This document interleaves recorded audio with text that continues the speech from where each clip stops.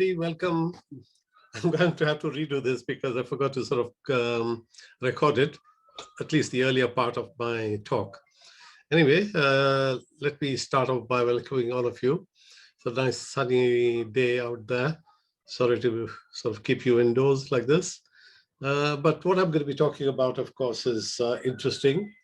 And particularly now, because we are in lockdown, and what we have is a situation where we have to observe a lot of, if you like, distancing measures from each other, isolation and quarantine and no travel, no going to restaurants, all that type of thing is there. So we are under lockdown. But in that regard, I suppose what I will be talking about is some of these big thinkers of the Islamic periods, particularly Razi and Ibn Sina. They already had a way of dealing with the epidemic. And we'll go into the management of that later. For today, I'm just going to be covering this. So let me do a bit of a recap, because I think some of you who are joining in for this talk, you might have missed out the earlier one, which I did by way of a general introduction to the whole question of the dark era, the dark ages here in Europe, and the golden sort of age of Islam in the Middle East. So I'll do a recap, and then we'll talk a little bit about really the timeline and who are the big contributors of the day for today's talk. And the subject is, of course, going to be focusing on the medical sort of thinking of the day. And two people who are going to be talking about is Al-Razi. He's regarded as the father of Islamic medicine, and Ibn Sina, and he's also a polymath, incredible sort of thinker of the day. He's regarded as the father of modern medicine. So with that sort of, let's see what it is that we can see. Now, this period that covered the Dark Ages in Europe really was a golden period for the Muslim era, and that stretched from 600 AD to 1600 AD.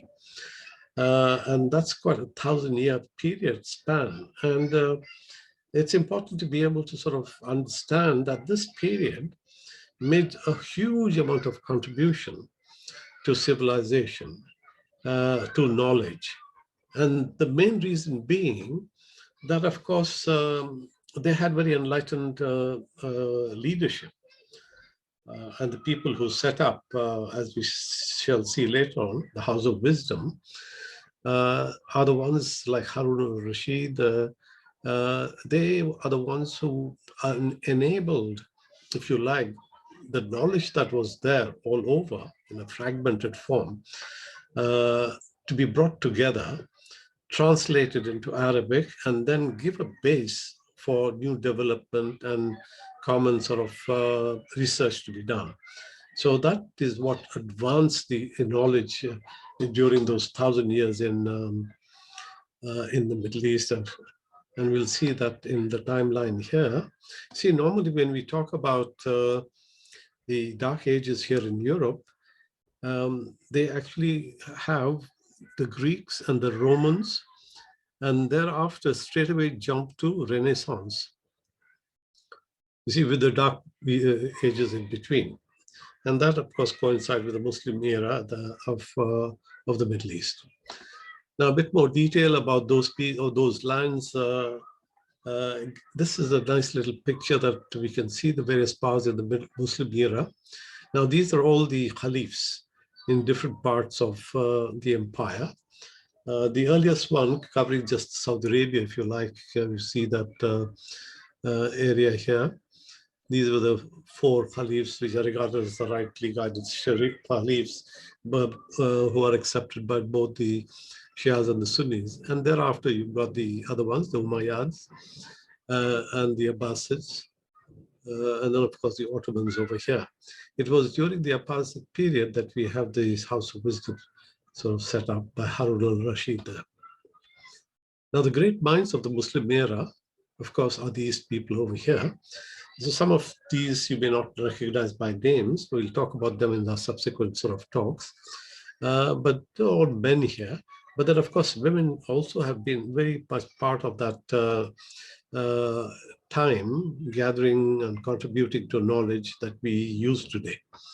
So we will be talking about that and their contribution as we progress. Okay, although, we have in Europe this idea that after the Dark Ages, immediately we went into Renaissance out of nothing practically, and that's the sort of false image. Really what they had is the basis of all the Middle East learning that brought about the Renaissance that came into Europe. So during the Dark Ages, it was kept out for whatever reason, political, religious, whatever it is. But then, of course, it started to percolate in little by little, and we shall see some of those ideas that were there at that time. And we're talking about, what, 1,200 years from now? So it was a pretty big period that we go back to and be able to pick up and see what it is that those people were thinking at that time and the type of contributions that they were making. So as I said earlier on, the background is that you had already learning centers in various parts of that area. You had the Christians, you had the Persians, and you had the Zoroastrians, the Greeks, the Syrians, and all that. And they had these centers, which are called the Library of Alexandria and School of Nisbis.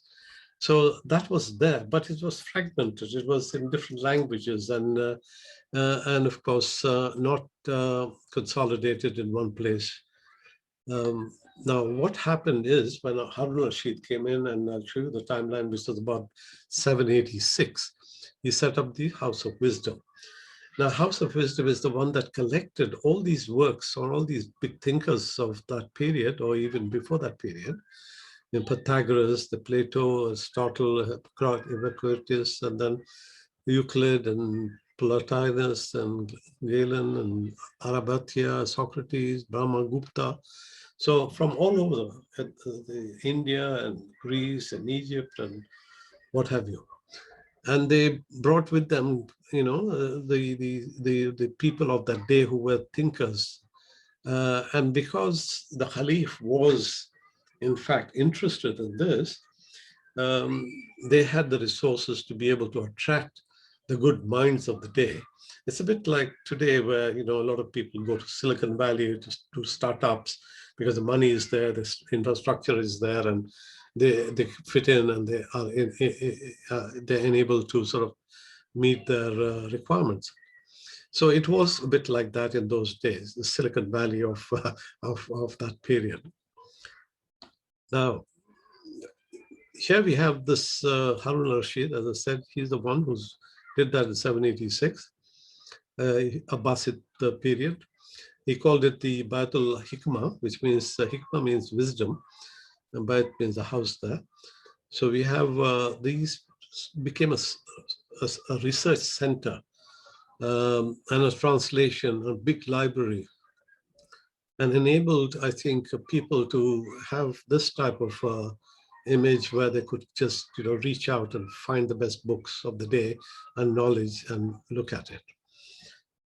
Now, in terms of today's sort of thinking, if you could look at a parallel, I could see that there is something called acceleration taking place in our modern times.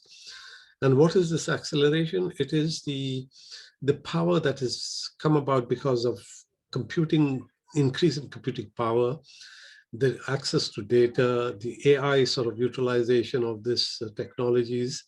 And in each of the disciplines that are there, these technologies have impacted those sectors and thereby caused what is called the acceleration to take place. So rather than just plodding along, each has synergized the other and to be able to move rapidly. So this is that same thing happened in the House of Wisdom of that day. They accelerated the knowledge of the day and with the best minds that were available and with the best sort of facilities that were available. Here is a picture of the House of Wisdom with all the scholars there.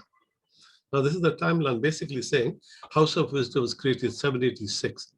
Now, just a little word on 786, rather interesting number. But, you know, in amongst the Muslims, you know, when they say Bismillah ar-Rahman ar-Rahim, it's the start of any particular activity you might want to do, or you read some scripture and what have you.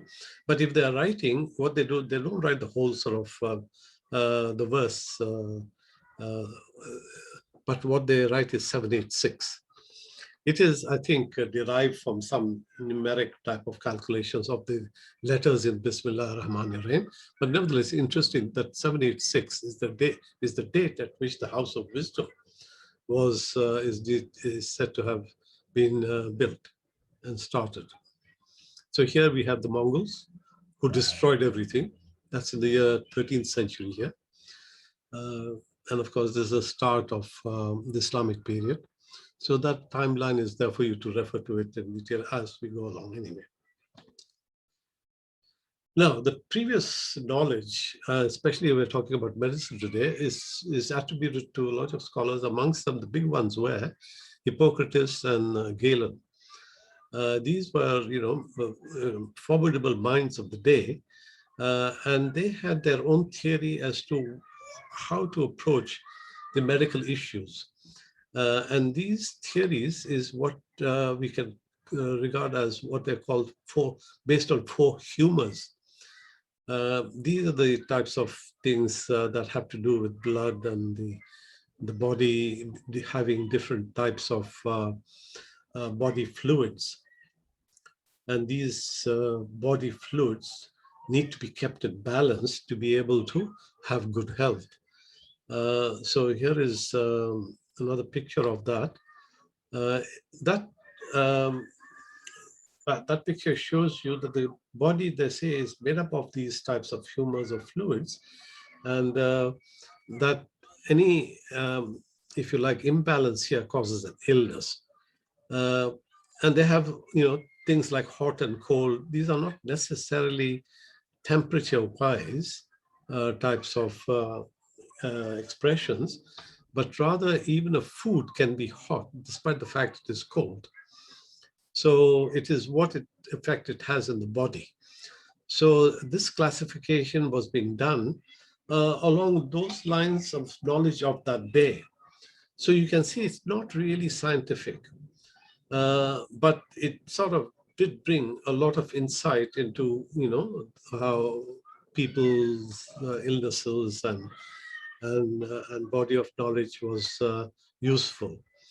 And of course, they used what are called natural remedies to try and correct that imbalance in the body, which is the imbalance of the fluids that are there. You know, these are the people who are important, Hippocrates and Galen for that. Now we have Hippocrates. You know, they left a compendium of their particular works as well, which got translated into Arabic, because this House of Wisdom, this is what it did. It picked up all the sort of knowledge that was around available anywhere, brought it to the House of Wisdom, translated it to Arabic, and from there enabled the people to then use it. Now, the word Hippocratic oath comes from that Hippocrates, which we still use. Doctors take that oath. I will just read it here. I will swear by Apollo, Asclepius, and by all the gods that I will carry out this oath. I will use treatment to help the sick according to my ability and judgment, but never with a view to injury or wrongdoing. I will not give poison to anybody. Whatever I see or hear professionally or in my private life, which ought not to be told, I will keep secret. So really enabling even the modern day doctors to practice, you know, discretion as far as patients are concerned, and of course have the best of intention to try and get his health back and give him the right remedy. A good oath. So what the Muslim scholars did was they took all this Greek knowledge and all the other knowledge that they managed to translate. As you can see here, they translated hundreds of thousands of manuscripts from Greek, Roman, Persian, Indian, and Egyptian scientists into Arabic. So they had the combined knowledge of all this civilization as a base. And that is one of the starting and best starting point. Access to a good library, access to knowledge, access to a language, access to facilities. So now, another point here, it wasn't just a knowledge that was diverse, it was a massive empire and included Persians, North Africans, Spaniards, Portuguese, Chinese, and Arabs. So all these types of people, also gravitated towards this.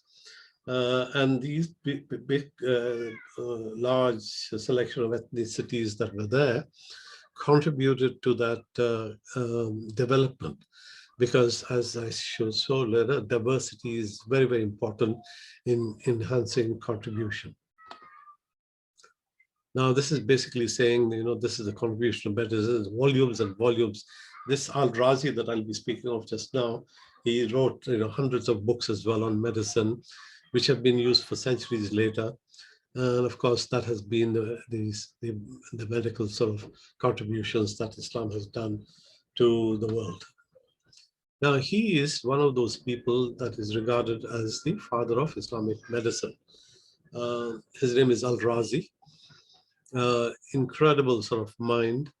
And he took the scientific approach. He looked at illnesses. He tried to sort of understand what was causing it and devise sort of remedies for that.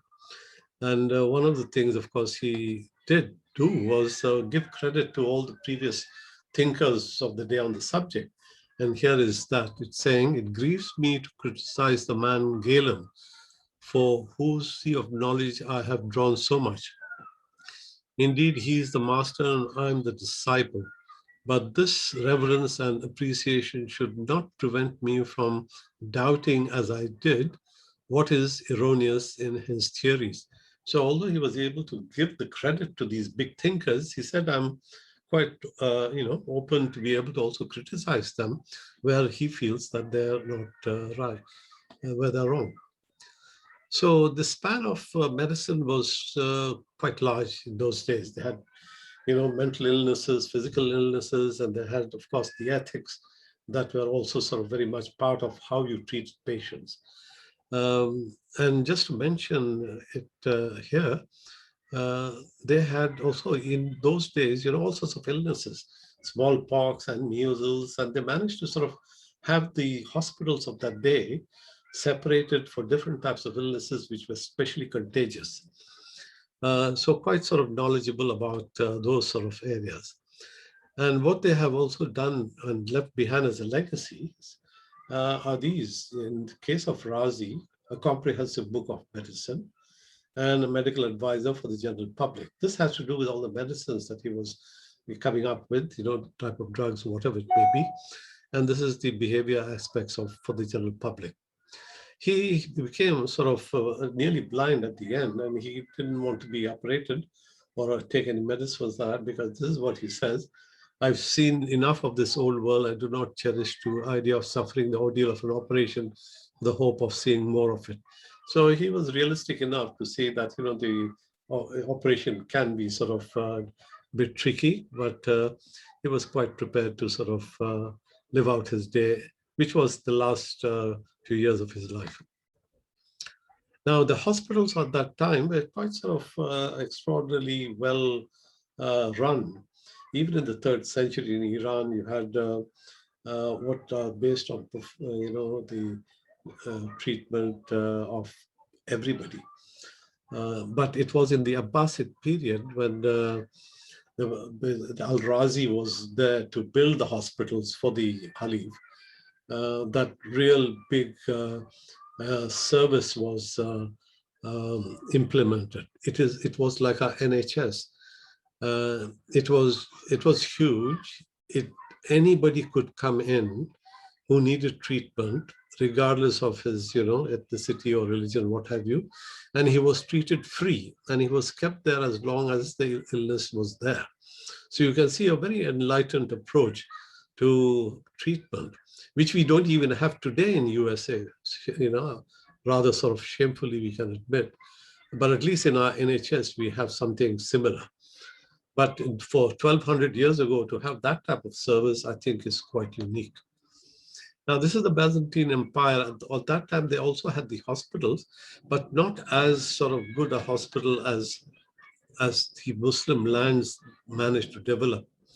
And one of the things that Al-Razi did is when he was asked by the Caliph to build these hospitals, and they had 30 hospitals all over the empire, big hospitals to treat everybody.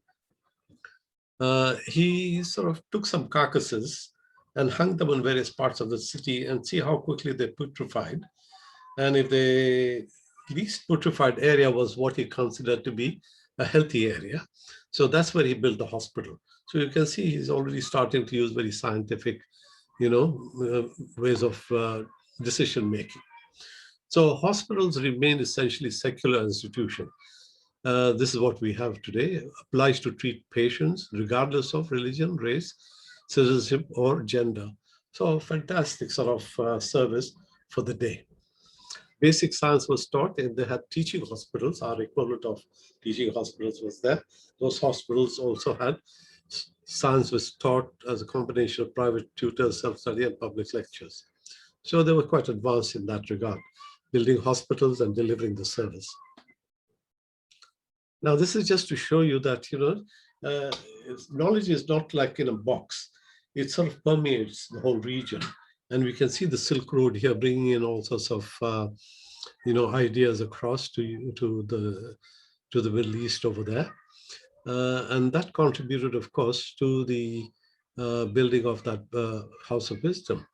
And today also we have this new idea of the old Silk Road. I've talked about it earlier times. It's called the BRI, the Belt and Road Initiative, started off by China. It's about 1,000 times bigger than that, of course, because it encompasses movement of goods, of ideas, of electronics, the technology, everything, railways, ports, what have you. So the idea is that the interaction between various territories and countries enables knowledge to grow and be able to advance.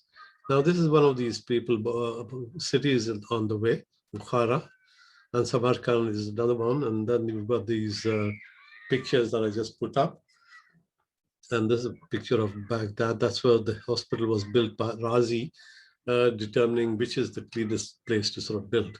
So this is one of the places I would like to, once the lockdown is over, might like to go to the old sort of Silk Route places that I mentioned. Okay, I'm going to sort of, hello Nimi, I think I'm going to start again with the Ibn Sina now. Ibn Sina at that time was also a massive thinker, and he was a polymath, as it says over here, Persian philosopher, physicist, and life science scholar. And his name, I think, stands out along with Razi as being one of the most important thinkers of the day. And we'll talk about him as to what he has contributed. Okay, now here it's saying, it's just a little background of his. Starting as a kid, had a lot of wide-ranging influences. He learned Indian arithmetic from local grocer and read the texts of many scientists of the day. He also adopted certain practices from Indian and Chinese medicine, like the use of medicinal herbs, and he pulled theories and principles from Greek medicine and integrated them into his own. That's just a little bit of background to him. He grew up, I think, already much interested in these types of subjects. Now, he's also, because he was polymath, he also indulged in, a lot of engineering type of thinking, linear momentum. He sort of had that notion of that centuries before Isaac Newton. So you can see it. Now, for those who may not know what linear momentum is, it's really a mass times speed, if you like. So if you combine you multiply one with the other, you get the momentum. So if you have a small little object traveling at a certain speed, then the momentum is less. rather than with the same speed. If the mass is larger, then the momentum is larger. So you can see this sort of studies were also there at that time. But his most famous thing is, of course, this canon of medicine that he wrote, which survived even to the 17th or 18th century, I think, in Europe. He also had a way of dealing with cataracts. So you can see that it is something that I think must have been a very big gift for people of the day, because even today, when you get cataracts, your vision starts to dim, and of course, we have remedies today, but in those days, you're talking about 1,200 years ago, they still managed to do something by moving the barrier a little bit. So here it is. Ibn Sina came up with a procedure to restore vision in people with cataracts. A surgeon would insert an instrument into the eye and just nudge the cataract down out of line of sight. So that would sort of clear up the light going into the retina. So that would give back that vision. Now, these are things that I think which are, again, indicating his approach to things. Ibn Sina highlighted how important it is to isolate the illness to understand whether or not a drug works. So you can see he's starting to use very scientific type of approach, quite distinct from the Greece and the Galen, the Hippocrates that I mentioned earlier on. He also emphasized that it's necessary to test drugs in a human body, not just other animals. So he was much more a practical guy as well. He wanted to introduce the theories, to put them to practice and try and see how that works. And that made a difference, I think, to success. Now, this is the thing about diversity I mentioned to you earlier on. Diversity, again, is something that we have in our day. Different ethnic groups, different religions, different cultures, and what have you. And we have a mix of these people working together. And what they have found out is that this team that is diverse is much more productive in terms of coming out with solutions. So here it is here. The researchers examined 2.5 million scientific papers published by the teams based on the US between 1985 and 2008.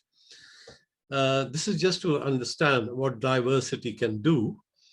They used the author's last name as a way to gauge the amount of ethnic diversity. And they used the number of citations and place of publication as markers of success. So with that sort of research done, they found out that this diversity does matter for teams. And here it is, the result. Teams with authors of 4 or 5% ethnic backgrounds or different backgrounds got 5 to 10% more citations than non-diverse teams. So that's an interesting sort of observation, and it can make a difference. I suppose the idea is that different cultures have sometimes different insights, different ways of thinking, and that leads to, I think, more solutions coming our way. Okay, this is Ibn Sina. Sorry. Again, as I said, immense, a giant of a man of his day, is regarded as father of early modern medicine. And we'll see a little bit as to why we can consider him to be modern. He came out with this canon of medicine, which was, as I said, mentioned earlier, which is survived, to this day as well, and was used practically for till the 18th century, I think. Medieval Islam resemblance to new ideas and heritage helped in make other major advances, adding to earlier medical ideas and techniques. So that openness of mind was the one, and diversity that made the difference. Now, some of these sayings I just thought I might put up. It says, movement can replace many drugs, but no drug can ever replace movement. Basically saying you've got to be active really to be healthy and not just, pop pills. Another little homily here. If you have eaten too much, stay hungry for the next day. Yeah, good advice. I wish I can do that as well. And the other one, ignorant doctor is the aide-de-camp of death. So if you have got a charlatan, I mean, he certainly is not going to sort of lead you to living a long life. So they translated everything to Arabic. And as I said earlier on, Arabic is the one that made the difference to everybody reading the same material and being able to then come up with solutions, rather than having different languages and fragmented thinking and so on. Okay, this is Ibn Rushd is another philosopher. He was from Andalusia. I'll talk about him in subsequent lectures. He was a big, brilliant sort of philosopher. He was the one who tried to reconcile religious sort of thinking and philosophical thinking and to try and bring them together.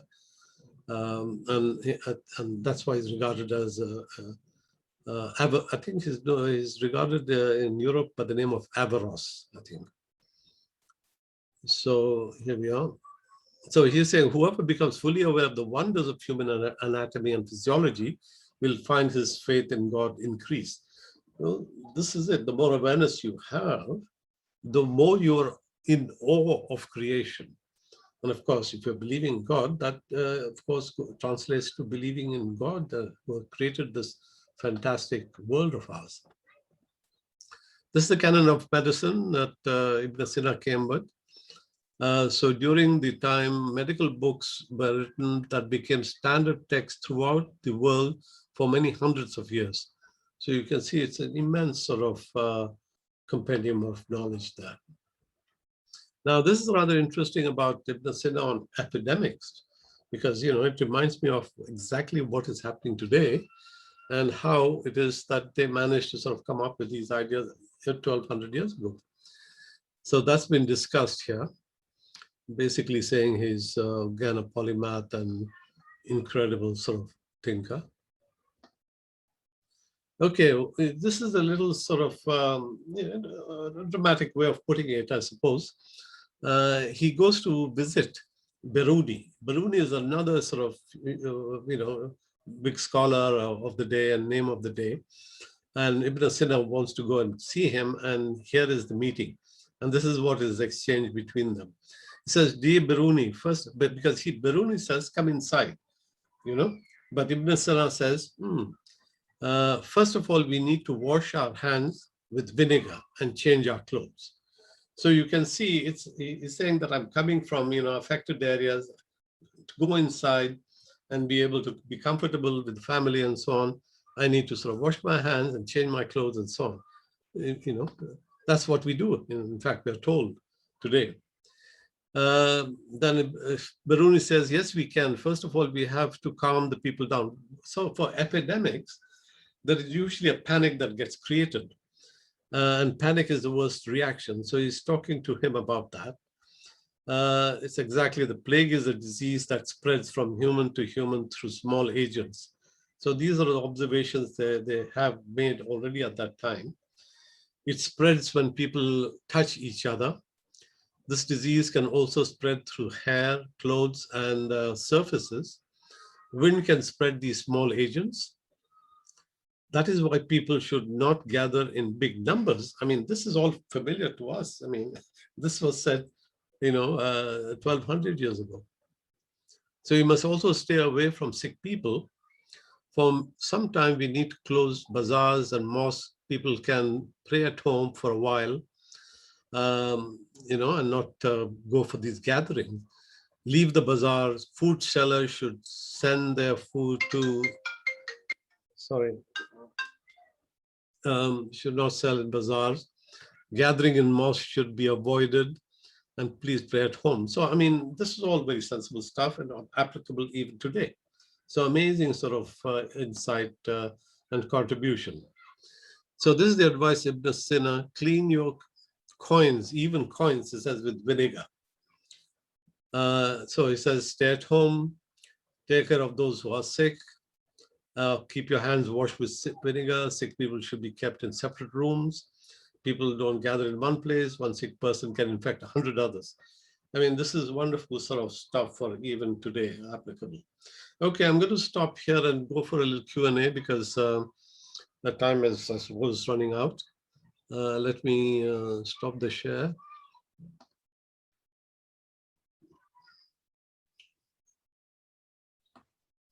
Okay, full screen.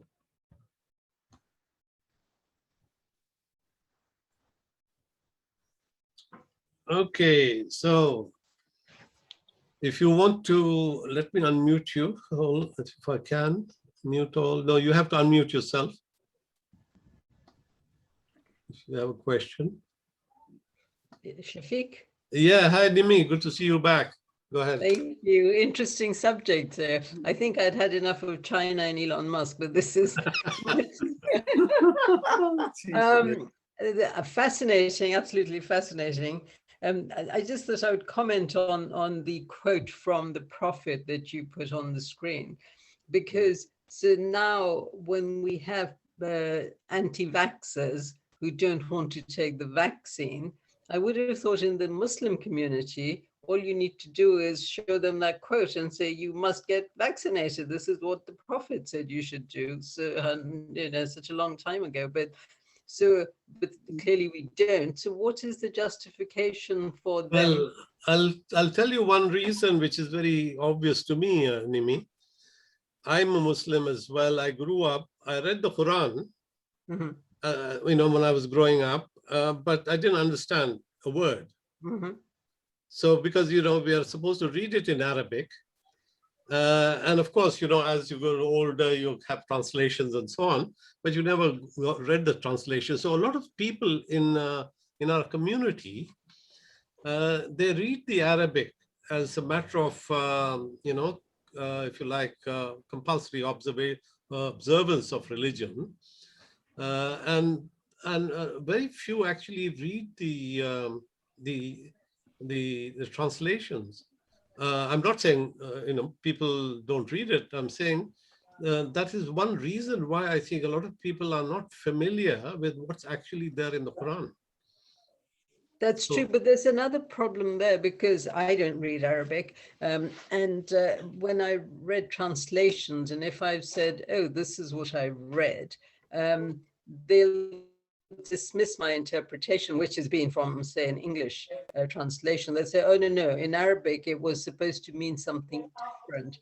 Now, that may be the case, but I will never know unless I learn Arabic and read the Quran in Arabic. So I think that's a bit of a problem because so many people, Muslims, are not Arabic speakers. So I don't know, because that leads me to my other observation was, you know, seeing how early on this was going on, the progress as far as medicine is concerned. Where did the Muslim world fall behind? Well, you know, I mentioned it just in that timeline that I showed you. In the 13th century, the Mongols came in. Yes. And they destroyed the center of learning, which was the House of Wisdom, and killed many, many people. I'll come to you, Pam, in a second. And that was one reason. The other reason was Ghazali was one of those very prominent religious leaders of the day, very influential. And he sort of had this thing that, and God, I'm not saying he himself said that, but the feeling was that the Muslim world was doing something wrong, and that's why they got sort of overpowered by the Mongols, and we need to go back to our religious ways again.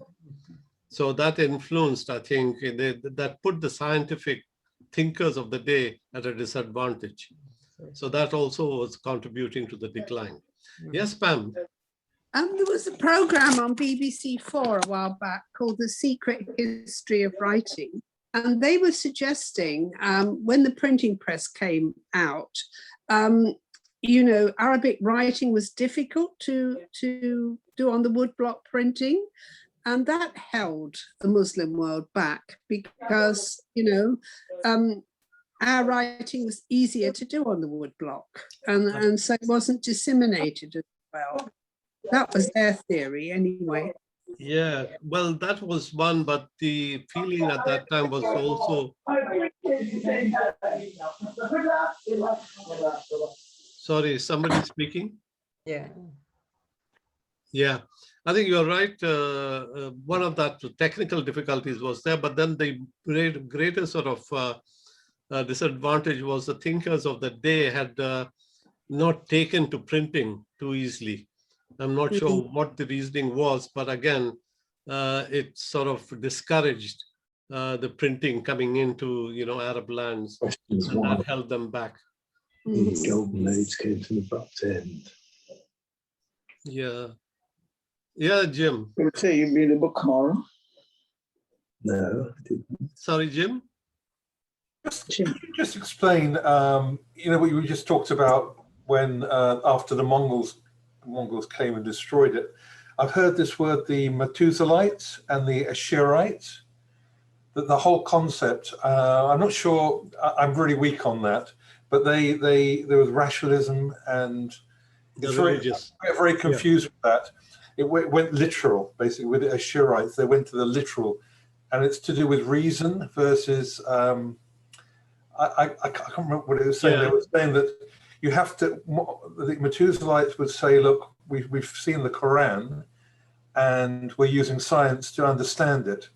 And the other way around was to say that's the Quran, and we shouldn't actually use science. I'm not quite sure. How could you explain that?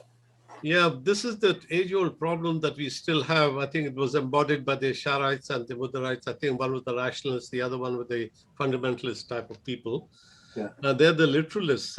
You see, this is the thing that even Nimi sort of mentioned earlier on, because, the word, the Arabic is the language of the Quran.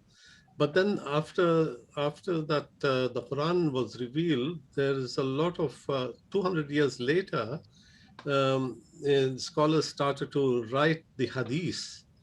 Now, Hadith is all the sayings and the interpretations of the Muhammad of what the revelation was all about. And the authenticity of some of these Hadiths is not 100%. And there are many, many Hadiths. So the credibility is less. So we have people like Sahih Bukhari, means the correct Bukhari, and the Muslim, and all the other sort of Hadith writers who are regarded as major sort of people of Hadith. So the literalists are the ones who will go to the verses of the Quran and try to, just understand it literally. Whereas what is required is the holistic approach, which means that you have to bring in not just the verse, but the whole context. And without the context, it can be sort of representing the idea. And I think those people who feel safe in just being literalists, because they can point out the verses and say, this is what it is. And therefore they have that power. But then the rationalists say, no, we need to go for a more holistic thing there. We need to be looking at the context. And the context means at what time, because you see, the Quran came over a period of 20 years, and it just didn't happen at one day. So over a period of time, and it came as and when the circumstances sort of demanded it, and therefore you need to take the context into account, and that's where a big sort of arguments can differ. Thank you. Of course, it's self-contradictory. Yeah, Malela.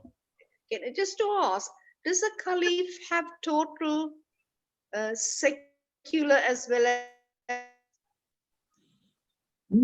as religious power? So is he religion as well as ruling the country?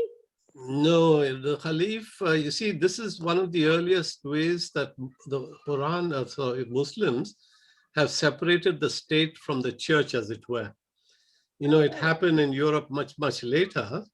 But in Islam, it has already started when the Khalif came in. The Khalif became the leader, but not necessarily the scholar, you know.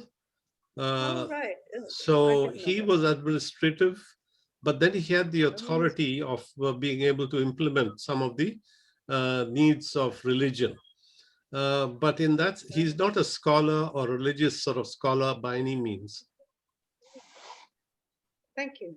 How could Muhammad know to say vaccination? Because vaccinations could not have been invented when Muhammad lived. No, Muhammad is not saying about vaccinations. He's basically saying if there is an illness that he believes that God has created everything, and even illnesses are a result of that. But he has also at the same time created a remedy for those illnesses, and you need to find out the remedy. Like for instance, you know, when I used to go on these hikes, I used to get sometimes these stinging nettle, you know. But right next to the stinging nettle was a rose plant of a sort, where if you sort of plug the leaves of it and rub on it, then that sting would go away. So that was quite a fantastic remedy. Yeah. Yeah. Yes. We use dock leaves here. Yeah, that's right. I think Yes, in the same way. That's right. Yeah. Yeah. So, any further observations about our pandemic? I mean, I'm looking at the pandemic. They have opened up, I think, today, somewhat, but 1,200 years late. Yes. Yeah. Yeah, you were saying, Jim, you was about to say, you have to undo your, yeah, okay, go ahead. It was just about the atoms and the approach to atoms. I think there was an issue at the time. There was an argument in the Muslim world, and in actual. Could you just explain that? About what? Sorry. Atoms. They knew about atoms. They knew that we were made of very small things. Everything was made of small things, and there was a big argument at the time. I think, the golden age about atoms. Do you know anything about that? No, I don't, but I'm sure I'll be coming to that notion once I start talking about the science, because today I just was looking at the medical sort of issues. No problem. We'll come to that later. Yeah, and we have these other areas that I'll be dealing with, having to do with of course, engineering, about science, about philosophy. So all these, I think, I will cover in some way or the other. Just that it was small things. You mentioned on the other slide there was something about small things. Yeah, well, that is Idn Sina. They knew about atoms and they were trying to reconcile it. Yeah, he was saying that, the thing can be spread by small little things, which of course are today's droplet carrying the infection or the virus. It was that type of thinking, and I think they did the right analysis there. And one of the things I repeatedly saying is that it's so very important to be able to understand the problem, because without understanding the problem, you can't really solve it. And it applies not only in science, but in politics even more. And that's why I feel that our sort of underreporting of things creates a skewed, if you like, way of thinking. And we need to be able to safeguard ourselves from that, and this fake news and all that type of areas, because we get astray. That's what, in simple terms, happens. Yeah, and it's actually exacerbated by social media. It's Absolutely right. And the speed. I've got a daughter who's 18, and just the speed which things change. Nobody can cope with it. It's almost impossible to cope with it. Yeah, right. Yes, George, I'll come back to you, Jim. Oh, yes, George. Hi, how are you, Shafiq? Yeah, very interesting. Fine, thanks. There was 4 Korans in existence, as you probably know. You know, before they settled on the last one. What happened to the other 3 versions? I'm not aware of the different versions. All I know is that there's only one version as far as we were taught. I know that there were 4 Gospels. That One of the things that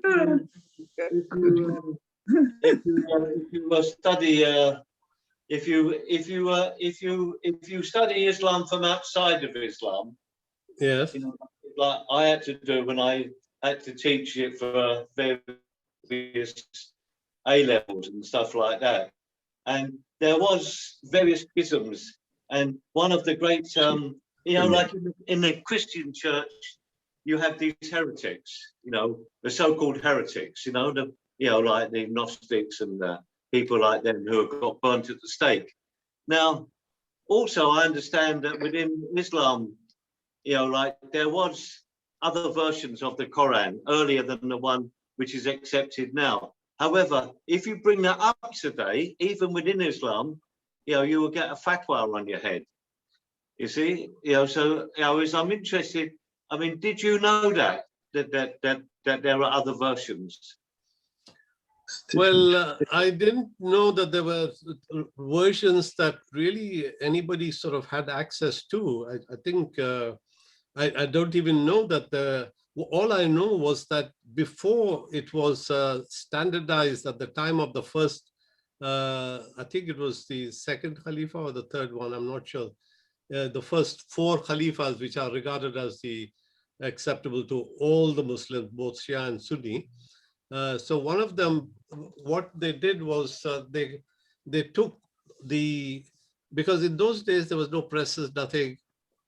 So when the revelation came, the apostles, the disciples, they wrote it down, and a lot of them memorized it.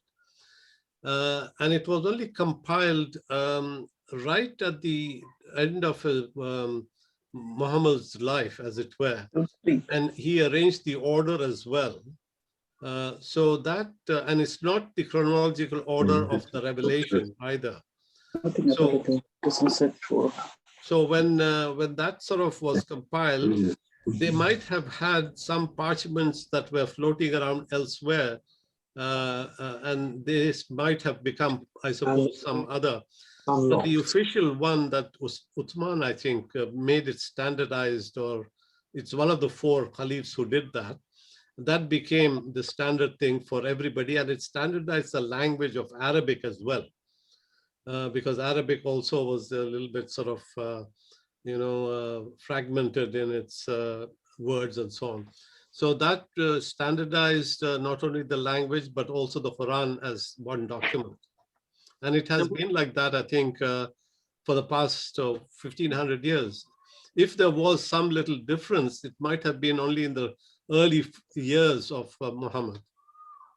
So what is the first extant version of Islam, of the Quran that exists today? Which is well, I look at the translation done by Assad. Assad is... when is the oldest one, you know? Have you got one from like, you know, 900 or 800? As I understand, it's much later. I think some museums or somebody has these things. But what I read, and I attended a lecture on that, is that there was a parchment that was dating back to Muhammad's days, as it were, that was discovered in a library here in Birmingham, of all the places, you know. And they looked at the verse in that, and they found that the verse corresponded to what we have there in the Quran today. It wasn't an extensive sort of parchment, but quite a limited one. But it was, you know, the same. Okay. Yeah. Thank you. Shafiq. Yes. Go ahead. Sorry. Go ahead. It's Robin here. Oh yeah, Robin. I forgot your name. Sorry. That's okay. I just like to thank you, Shafiq, because I think, like Ibn Sina, you're a real polymath. So that was a great start. Well, I mean, we can only sort of hope to try and understand what there was, before us, the people that have gone before us. I think there are so many of them, and we sometimes don't know much about it. In fact, I'm discovering as I sort of keep finding out, myself. It's interesting stuff, anyway. Yeah. You use a connection with the Knights Templars. Sorry? When they, when some of the Christian knights, as I use the expression Christian very loosely, one is, some of the Christian knights when they were captured by after the First Crusade. Have you, and they were, and when they came back to England, they'd be, they got very badly persecuted, by, they were called, they got burnt at the stake when they came back, along with the Templars. Have you got any information about that? Do you, not in this lecture, but in the future? Yeah, I suppose we will cover some of this stuff when I talk about some of the contributions of the Khalifs. I think Salahuddin was one of those who went and fought the Crusades, and that history, I think, is not a very pleasant one to read. There's a lot of killing, and I think it's just as well that we don't emulate any of those actions. But then, of course, all the bombing, I suppose, is another crusade. I think Bush wanted to call it, I think, by that name, I think, and I think everybody objected. Yeah, so yeah. he had to withdraw that name. Yeah. There's a good book by Amin Malouf called The Crusades Through Arab Eyes. So it's very interesting sorry, to Robin? see how they regarded. Sorry, would you repeat that again, Robin? Sorry. There's a book written by Amin Malouf, who's generally speaking, he writes historical novels, but this is a not fiction, called The Crusades Seen Through Arab Eyes. And so it's a history of the Crusades looked at from the Middle Easterners. Yes. Interesting. And it's I found it very informative. Yeah, good. Maybe you can talk to us about it, Robin, one day. I will be talking about the history of pandemics, Right. starting on May the 25th, I think, Tuesdays at 10:30. Okay, that should be interesting. Yeah, that's good. What is interesting is the similarities between, you can't mention the word of God in Judaism, the Y word. And then in Islam, you can't paint pictures of the Prophet or think what he was like. Is there, while in Christianity, which I don't have any time for either, you have all these images and icons and everything else, Do you think there's a virtue in not being able to say the word of God out loud? I remember once at the UTA, I was in a meeting and when we were talking about various gods and goddesses, and I mentioned Yahweh word, which is the Jewish god, and people started going potty next to me saying, no, you can't use this word. So I said, look, I'm not Jewish, surely I can use this word. And in Islam, you can't have pictures of the Prophet, what's your view on that? Yeah, in general, Islam discourages the pictorial representation of especially religious entities, and Prophet is one of them.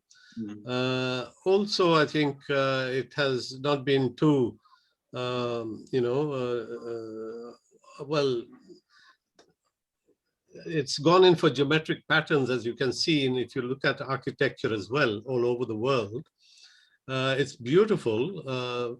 The aesthetics are there, but human images are the ones that are not encouraged to be portrayed.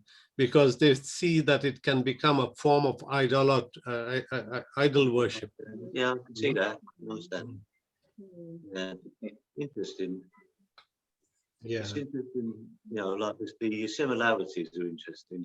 Yeah, it's important to be able to also recognize, you know, that the Quran is one document, and the Hadiths, they were compiled 200 years later, and they were compiled later simply because they didn't want to mix the sayings of the Prophet as part of the revelation of God.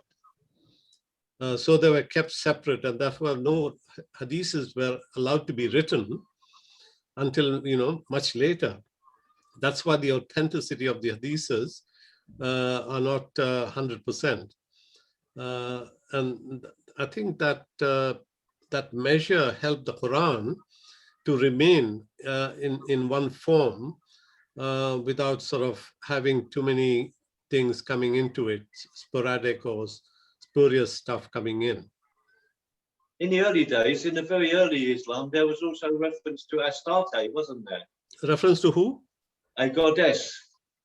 You know, Oh, this is Salman Rushdie talking about the two goddesses, the daughters of Allah. yeah. Yeah, but that is, I think, just one of these folklore things that they weren't part of the Quran at all. But he chose to make that a subject of his book, the Satanic Verses, and that caused, I think, a big upheaval along a lot of people who thought that was a blasphemy. Yeah, but it was a actual something that was practiced. Yeah, I mean, you know, it was practiced in the Arab world as with the daughters of Allah. Yeah. You know, Astarte. I mean, it's not exactly wrong. No. In fact, you see, the Arab world before the Muhammad's time was what they call the Jaliya period, which is the pagan period. Yeah. And they had, you know, hundreds of idols in the Kaaba. You know, in Mecca, there is that cube you might have seen called the Kaaba, around which Muslims go around and round, you know, as a pilgrimage. And that's one of the things that Muhammad did, was to say that there's only one God, you can't see him, and therefore he, you know, threw away all the idols that were there in the Kaaba. And some of these idols were, of course, these goddesses that were practiced at that time. Even the Christian idols were there as well, of Jesus, of Mary, of everybody else. So it was like a big business for the Meccans. The more gods that they had, the more pilgrims came. So they put in every old person that they could get hold of idol and made them sort of, you know, do a lot of commerce because of that. Why would you consider them pagan? Why would you consider them pagan? Well, they were not part of the one God. One God is anybody who's not a believer in a book, according to the Islam, and they define the book as the Bible and the Psalms, and the Quran is another one. So there are 4 books, the people of the Torah. These are the people of the books who should be regarded as being the people of God as well. And all the others were pagans.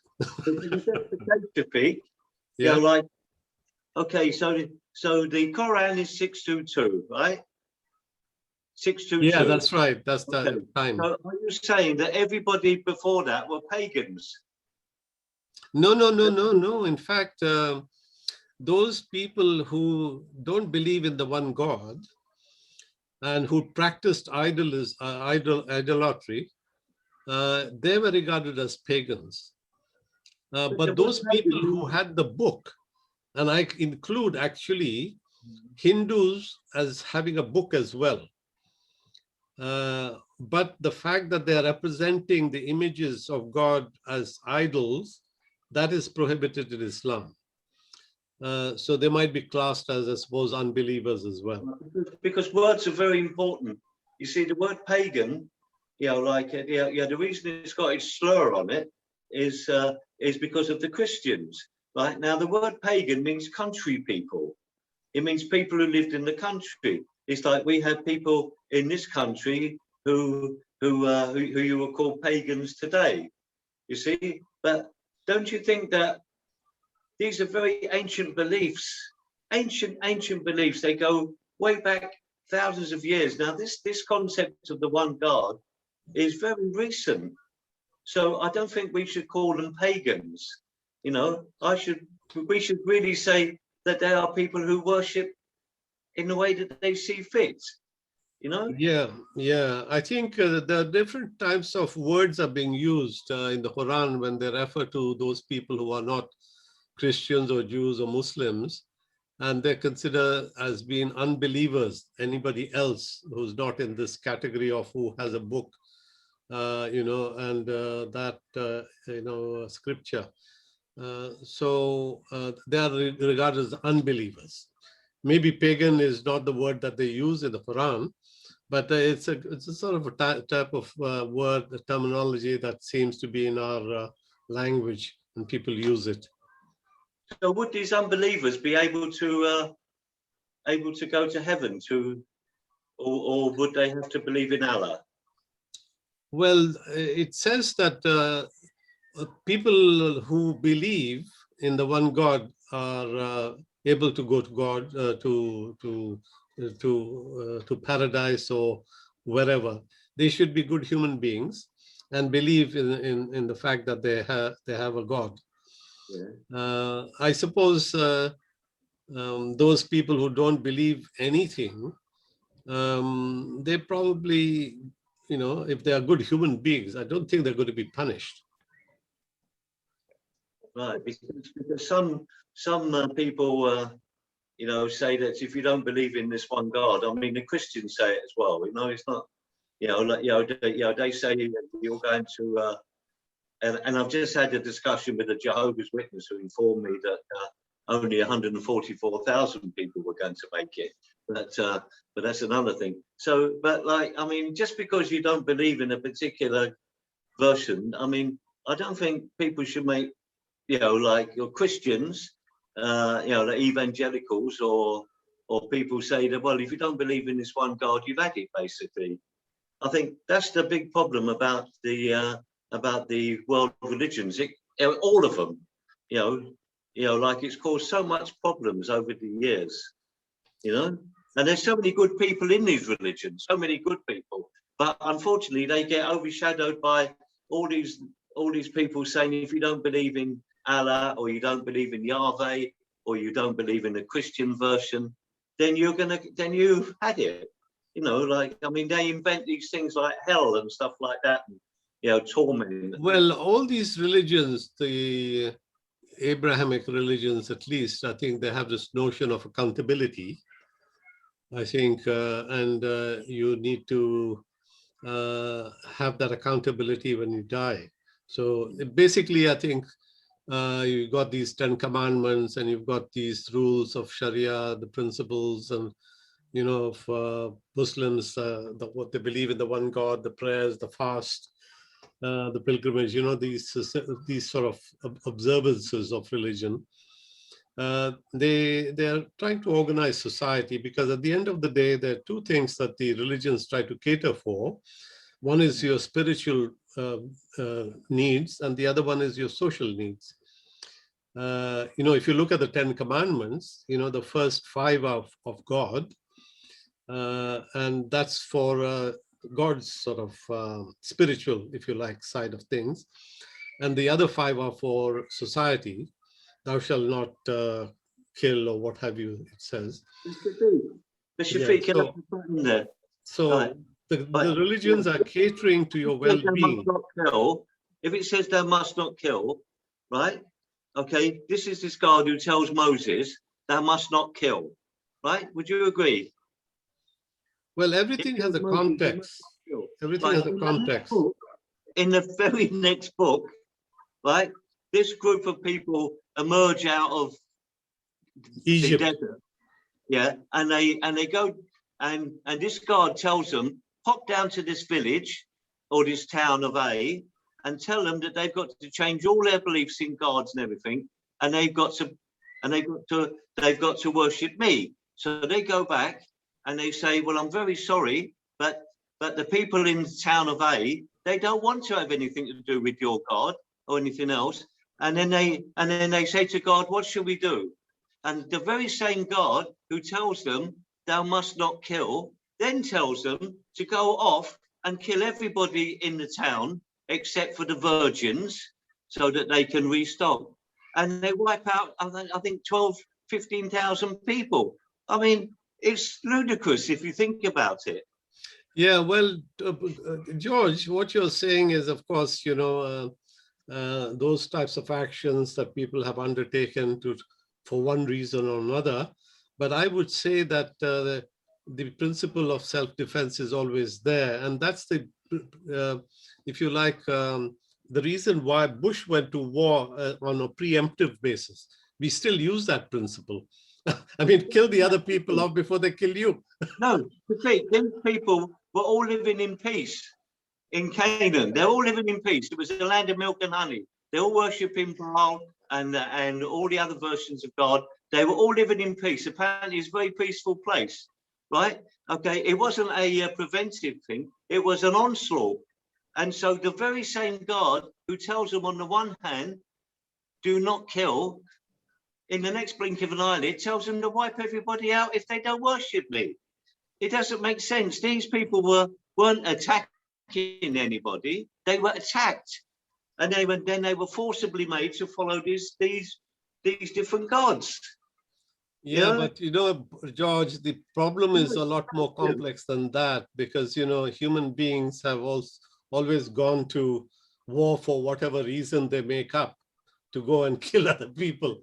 Even today, in our times, we have created monsters and the other, as it were, and we demonize them and we prepare to sort of go to war. So I'm not sort of so sure that religion is the one that's at fault. I think it's human nature that seems to twist everything around to its sort of own needs. It's a power game. So I would not sort of look for answers. They don't twist it, Shafiq. It's written in the holy books. Yeah, it may be written. So has good things been written as well in the holy books. You shall preserve life, save people, so on and so forth. Yeah, it's how you use it. It's how you use these. Yeah. So if you want to play a power game, then you can take out verses to suit your needs and go and sort of kill people and do all sorts of mischief, which is what we do every day, even in our society. You know, that's the same game being played. So I would say, don't get too sort of disappointed about this happening in religions. It's the way of life. I know, Shafiq. We're old friends anyway. We have these discussions. Yeah, okay. Anyway, I think I'll call it a day. Thank you all for coming, and Thank you. nice to have you and your contributions. Take care. Bye. Bye. Bye.